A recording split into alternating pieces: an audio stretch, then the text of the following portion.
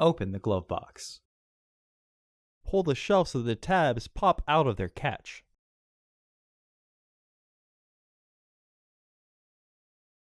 Remove the access panel. Unclip both sides of the housing cover to remove it. Remove the old filter from the housing and clean out any debris inside. Insert your new filter with its arrow pointing up.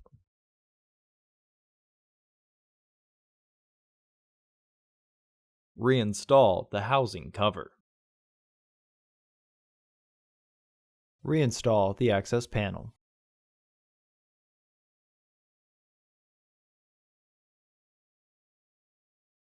Clip the shelf back into the glove box.